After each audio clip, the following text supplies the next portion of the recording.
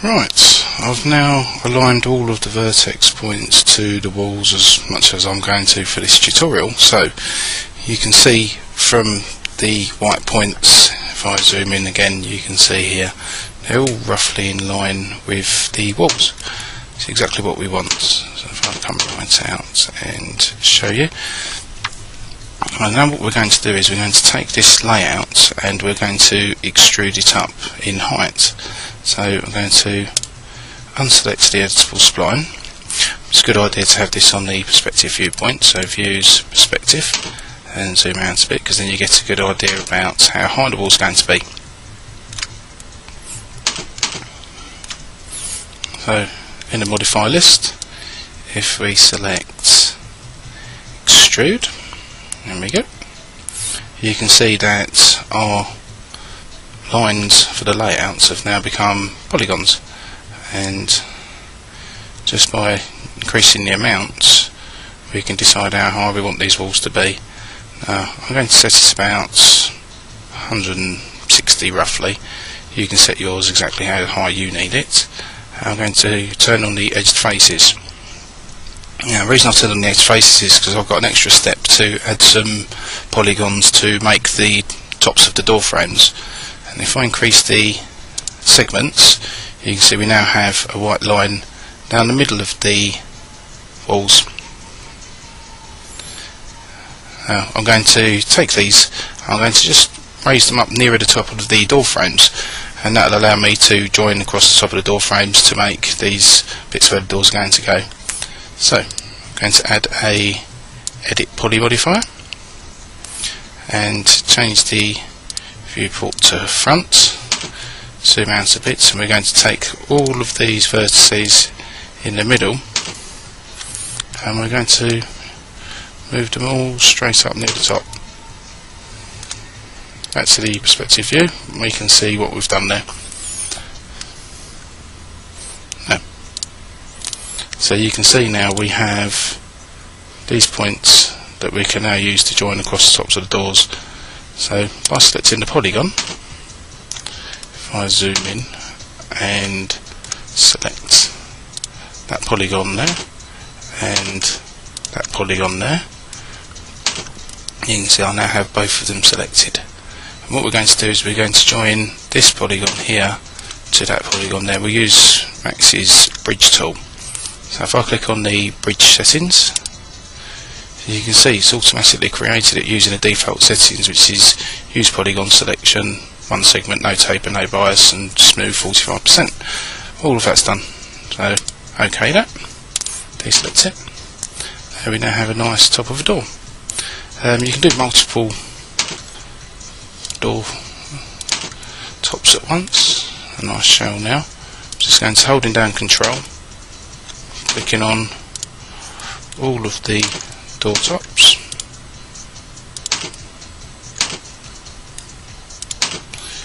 If you miss any, it doesn't matter, you can just come back and select them later.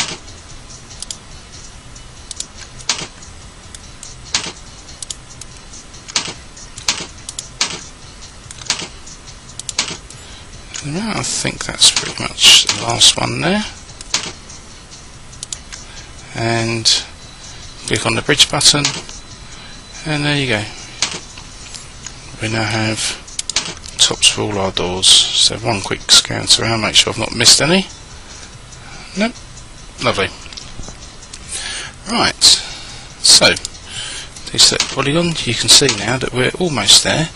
The thing that's missing, unless it's underground, is windows. So if you're going to want windows in your scene, you're going to need to do it. There's a number of ways you can do it. I'm going to do it quickly. I'm going to use the Boolean. The problem with using the Boolean is it can create long polygons, and especially for games, anything like that, you might find this can be an issue, and in that case you'd probably want to have increased the amount of vertices that you have in a line along long walls such as this one here. But for this quick tutorial we won't worry about long polygons for now. We'll just have a go at popping the windows in. So in the create panel, under geometry, we're going to create a box. Now I want to build it on this wall, so I'm going to use the auto grid and I'm going to build it directly on this wall. I'm going to have two windows on this wall. and I'm going to click and start there, and you can see the auto grid in action, making the box directly on the wall. I'm going to have that sticking out quite a large amount, and I'm going to move this box to there. Now I'm going to make all of the boxes where I want the walls to be, so I'm going to create another one by cloning, and this will be a copy. And to clone, I held down the shift key and just moved the box. If you're unsure, there is a video in my area about cloning and copying, instancing, referencing, which you can see here.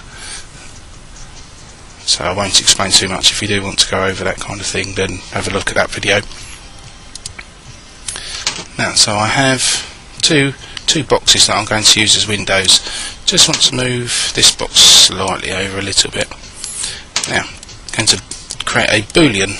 So if I select my wall object, and where's standard primitives, compound objects, we'll go for pro boolean, and pro boolean will take the walls, and it will use these boxes to cut holes in the actual walls ready for the windows. And we'll use this by clicking on the start picking button and just clicking on the boxes. There you go, 2 windows all ready. Click on the start picking option again, because I don't want to continue picking until I've made some more boxes. So back to standard primitives, let's create some long and thin windows here. So just making sure it's intersecting right through the wall. I think we'll have a row of windows there. That one's come out a little bit close, so control click on all of them and just drag it over so they're more in the middle of the wall. There we go.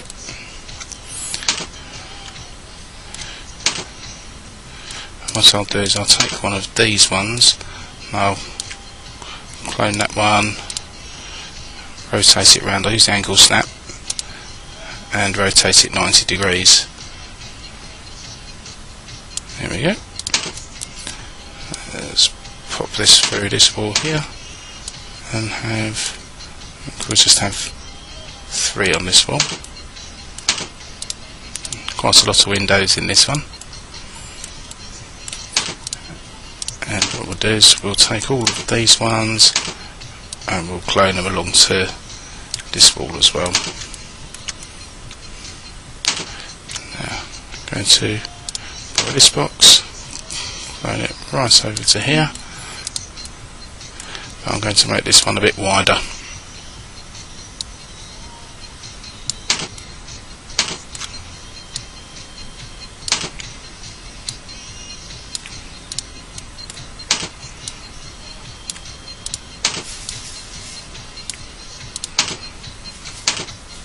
So you can see I'm just making lots of windows.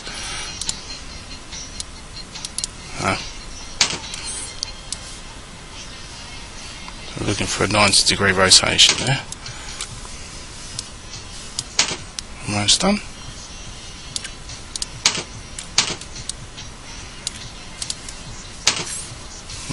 Last one. All done. So we now have quite a few windows ready for this. So selecting our walls object, start picking, selecting each of the boxes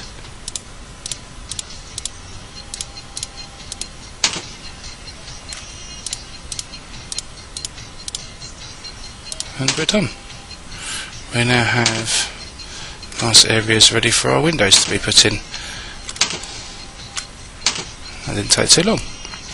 So that's how you'd actually extrude your floor plan.